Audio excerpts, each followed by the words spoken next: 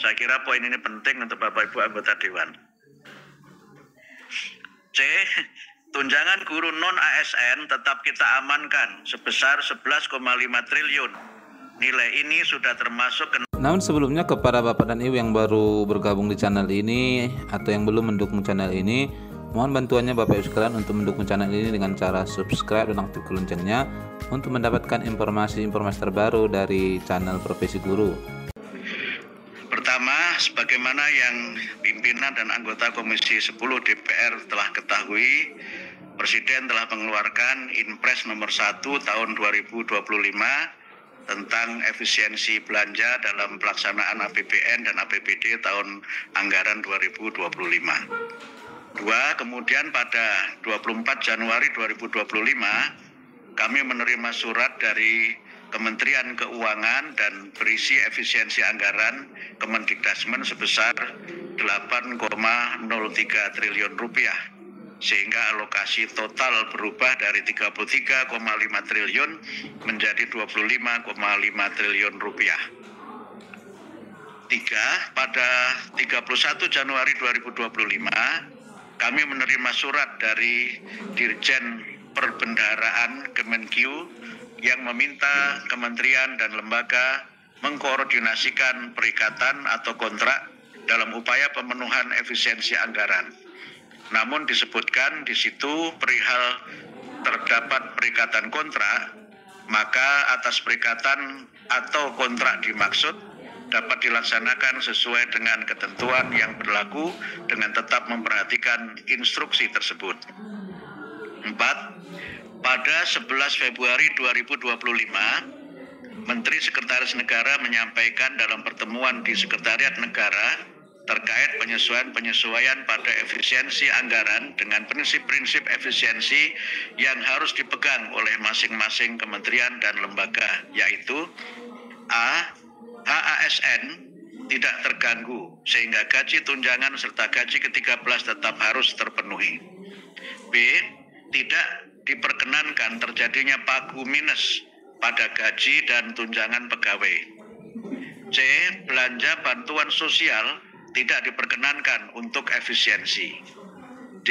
Pengurangan efisiensi dilakukan dari jenis belanja barang dan modal dengan tetap memperhatikan tugas dan fungsi masing-masing kementerian dan lembaga. Poin 5.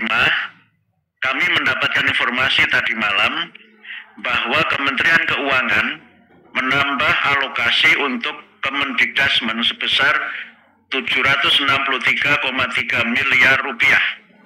Dengan demikian, efisiensi anggaran Kemendikbudrismen turun dari 8,03 triliun menjadi 7,27 triliun. Dengan demikian, total anggaran Kemendikbudrismen dengan penyesuaian ini meningkat dari 25,5 triliun menjadi 26,27 triliun atau hanya sekitar 3,6% dari total anggaran pendidikan yang mencapai 724,2 triliun. Poin ke-6, sesuai dengan arahan Bapak Presiden tentang prinsip-prinsip efisiensi tersebut, maka kami melakukan penyesuaian lebih lanjut dengan hasil sebagai berikut. A. Belanja gaji dan tunjangan ASN tetap sebesar 1,64 triliun. B. Belanja sosial untuk program Indonesia Pintar dengan anggaran 9,6 triliun dan untuk tanggap darurat mencapai 22,5 miliar tetap diamankan. Saya kira poin ini penting untuk Bapak Ibu anggota Dewan. C. Tunjangan guru non-ASN tetap kita amankan sebesar 11,5 triliun. Nilai ini sudah termasuk kenaikan tunjangan profesi guru non-PNS yang dinaikkan dari 1,5 juta menjadi 2 juta per orang per bulan. D. Penyediaan beasiswa berjalan dengan anggaran sebesar 278 miliar termasuk untuk beasiswa afirmasi daerah tertinggal. E.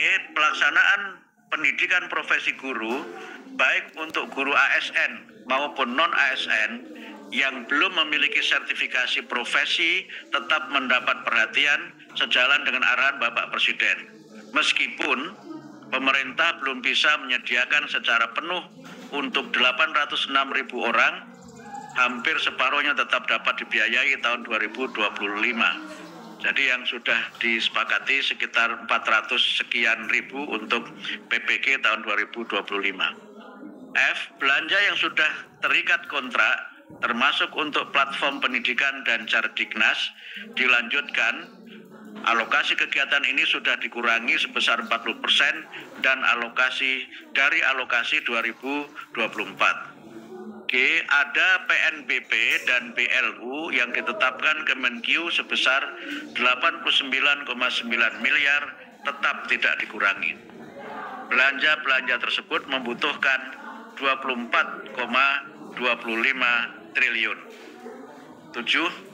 Belanja rutin untuk operasional kantor termasuk untuk 105 UPT di daerah, 19 atase pendidikan, dan 1 perwakilan tetap RI untuk UNESCO dilakukan efisiensi sebesar 50% dari 2,1 triliun menjadi 873 miliar atau tinggal 42% dari pagu awal. Perubahan sangat banyak ini menuntut kami untuk melakukan penyesuaian pola kerja kedinasan termasuk penerapan budaya hidup sederhana. Sekedar informasi, Bu Pimpinan, insya Allah nanti per 1 Maret kami akan menerbitkan surat edaran Menteri tentang efisiensi dan penerapan hidup sederhana. 8. Dengan banyaknya belanja wajib tersebut, anggaran yang bisa digunakan untuk program dan kegiatan lain adalah sebesar 1,15 triliun. 9. Dengan efisiensi anggaran tersebut, kami tetap memberikan perhatian pada kegiatan prioritas seperti pendidikan profesi guru, peningkatan pendidikan vokasi, perlindungan bahasa daerah, serta kegiatan penjaminan mutu, termasuk akreditasi dan pelaksanaan tes kemampuan akademik yang akan dilakukan pada bulan November tahun 2025. Terakhir, terkait anggaran untuk pembangunan dan revitalisasi sekolah sebesar 17,1 triliun, pengalihan anggarannya belum dilakukan karena masih menunggu penyelesaian Inpres yang baru selesai pembahasannya. Mudah-mudahan pengalihan dilakukan dalam waktu dekat agar bisa segera dieksekusi. Demikian Ibu Pimpinan yang dapat kami sampaikan secara umum, dan kalau diizinkan Ibu Pimpinan, Ibu Sekjen akan menyampaikan rincian dari paparan global yang sudah kami sampaikan. Terima kasih. Assalamualaikum warahmatullahi wabarakatuh. Terima kasih Bu Pimpinan dan Bapak Ibu anggota Komisi 10. Seizin Bapak Menteri, izinkan kami menyampaikan sedikit lebih detail dari apa yang sudah disampaikan Pak Menteri, utamanya terkait dengan pagu anggaran per program yang selalu akan ingin diketahui oleh Ibu dan Bapak Pimpinan dan anggota Komisi 10, mungkin ke halaman 14. Dengan alokasi 26,27 triliun rupiah tersebut, memang sangat banyak yang harus dikurangi Bapak dan Ibu sekalian untuk semua program, tidak hanya satu program tertentu saja. Seperti misalnya program wajib belajar 13 tahun, kita hanya bisa kita kurangi sedikit 324 miliar itu karena di situ tempatnya program Indonesia Pintar yang ada di bawah Sekjen. Kemudian untuk program kualitas pengajaran dan pembelajaran kita bisa pertahankan sebesar 13,2 triliun. Di situ tempatnya tunjangan guru non PNS sebesar 11,5 triliun yang sudah disampaikan oleh Bapak Menteri tadi. Kemudian untuk pendidikan dan pelatihan vokasi sangat banyak yang harus kita efisiensikan, namun di sini kita mengalokasikan untuk SMKPK, Teaching Factory, kursus masih ada meskipun sangat berkurang. Kemudian untuk pembangunan kebahasaan dan kesatraan juga demikian, masih sangat rendah, dan memang program dukungan manajemen untuk gaji dan sebagainya masih sangat banyak karena kita juga mempunyai 105 UPT tadi seperti yang disampaikan oleh Pak Menteri, Adikbud di 19 negara, dan juga SILN Bapak Ibu Sekolah Indonesia Luar Negeri yang ada di 13 tempat.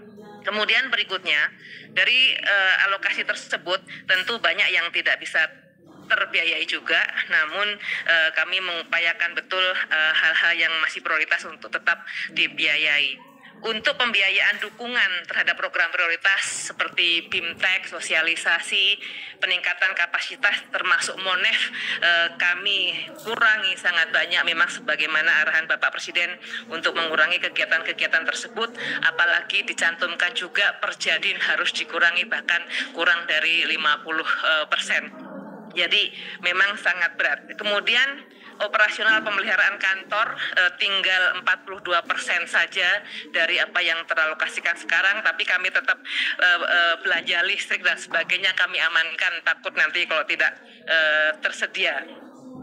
Berikutnya, di halaman berikutnya, mitigasi kami terhadap dampak efisiensi anggaran tersebut. Pertama, mengubah skema pelaksanaan kegiatan, banyak yang akhirnya harus dilakukan secara daring, bahkan lomba-lomba pun kembali ke masa COVID, dilaksanakan secara daring dan sangat selektif terhadap bidang apa yang dilombakan. Itu contoh saja. Begitu juga kegiatan-kegiatan pelatihan mayoritas menggunakan mekanisme daring. Kemudian karena kita kemarin masih banyak anggaran yang terblokir di luar dari yang belanja efisiensi, kita tetap usulkan supaya pemblokiran bisa dibuka dan bisa dieksekusi secara cepat. Sebelum adanya efisiensi tersebut, sebagaimana yang kita laporkan di dalam raker sebelumnya dan juga di dalam RDP, Kemendikbudristek mengusulkan tambahan sebesar 19,7 triliun rupiah. Ini tentunya tetap kita usulkan karena banyak sekali program-program yang masih membutuhkan anggaran, termasuk program-program yang tidak bisa terbiayai dari LPDP yang harus diampu oleh kementerian. Dan tentunya dari yang terdampak efisiensi. Berikutnya terkait dengan pelaksanaan pembangunan dan revitalisasi, kami tentu akan terus memantau perkembangan Inpresnya. Inpres tersebut bersama dengan Inpres yang lain, Bapak Ibu, termasuk juga sekolah unggulan ada di dalam satu instruksi Presiden yang sedang dibahas. Kemudian mekanisme perubahan kerja pegawai seperti yang Pak Menteri sampaikan, bahkan Pak Menteri minta penerbangan semua menggunakan kelas ekonomi. Saya tulis begitu, Pak Menteri menambahkan termasuk Menteri, Wakil Menteri, dan Eselon 1, kecuali untuk penerbangan yang lebih dari 6 jam. Kalau begitu berarti dalam negeri semua ekonomi. Berikutnya jika diizinkan sepintas Bapak Ibu, angka-angka di halaman berikutnya bisa dilihat untuk menggambarkan apakah betul bahwa Kemendikbudristek memprioritaskan seperti yang tadi disampaikan oleh Pak Menteri, seperti misalnya di Sekjen ada program wajib belajar 13 tahun, angka-angkanya kami pertahankan sedemikian rupa. Untuk detail anggarannya tertuang di dalam halaman 20 sampai halaman 31, termasuk juga target-targetnya. Untuk PIP di situ masih kami cantumkan 9,6 untuk 17,9 juta anak dari SD sampai SMA SMK. Namun sebagaimana yang kami laporkan sebelumnya, tambahan sekitar 3,8 sampai 3,9 triliun sudah mulai dibahas di Kementerian Keuangan untuk ditambahkan untuk paling tidak menyamakan dengan target tahun 2024 yang lalu, khususnya untuk SMA SMK yang dengan pagu yang ada sekarang masih kurang sekitar 666.000 siswa dengan satuan biaya juga yang masih sebesar 1 juta, harusnya 1,8 juta. Kemudian yang halaman berikutnya, tunjangan guru non-ASN aman Bapak dan sekalian 11,5, termasuk di dalamnya untuk berbagai tunjangan. Tadi Pak Menteri sudah menyebutkan tunjangan profesi guru yang non-ASN yang naik dari 1,5 menjadi 2 juta, dan di situ juga tercantum tunjangan khusus untuk guru-guru yang ada di daerah tertinggal dan juga tambahan penghasilan guru-guru yang sebesar Rp300.000 ada di situ. Kemudian beasiswa praktis itu hanya yang ongoing, untuk yang baru sangat terbatas, lebih kepada mereka-mereka yang memang menang berbagai lomba karena ada permennya yang dikeluarkan beberapa tahun yang lalu bahwa pemenang-pemenang lomba terutamanya yang lomba internasional mendapatkan hak untuk mengikuti pendidikan lebih lanjut dan dibiayai oleh pemerintah, bahkan sampai S3 sekalipun. Kemudian di halaman 24 di situ tertuang terkait dengan PPG, Bapak dan sekalian, 435 miliar masih dapat dialokasikan untuk 400.600 orang dari total 806.640 orang kalau individunya. Jadi masih separuh bisa dialokasikan di tahun 2025. Kalau memenuhi seluruhnya 800.000 memang cukup berat, tidak hanya untuk pelaksanaan sekarang, tapi dampak tunjangan profesi yang juga harus disediakan tahun depan. Ini yang harus kita mitigasi terlebih dahulu ketika kita akan mengeluarkan membiayai untuk semuanya. Kemudian di situ ASN, non ASN, sekolah negeri, sekolah swasta masuk Bapak dan sekalian. Jadi perhatian pemerintah kepada sekolah swasta tidak dibedakan untuk upaya meningkatkan kapasitas guru. Berikutnya yang lain-lain vokasi barangkali di halaman 27 memang sangat tertekan sekali Bapak dan sekalian. Misalnya SMKPK kita baru bisa menyediakan 15 miliar, turun dari 528 tahun yang lalu. Begitu juga untuk Teaching Factory, tinggal anggaran 39 miliar dan sebagainya. Namun demikian kami mengupayakan agar pemilihan sasaran dapat dilakukan secara lebih tepat lagi. Untuk yang ada di Beskap misalnya, untuk memastikan penjaminan mutu dapat terlaksana dengan baik, dilakukan asesmen nasional di situ. Karena apa? Setiap tahun tetap harus ada, karena itu janji kita, ada indikator di dalam RPJMN yang setiap tahun ada target-targetnya. Kalau ada targetnya, maka kita harus punya angka.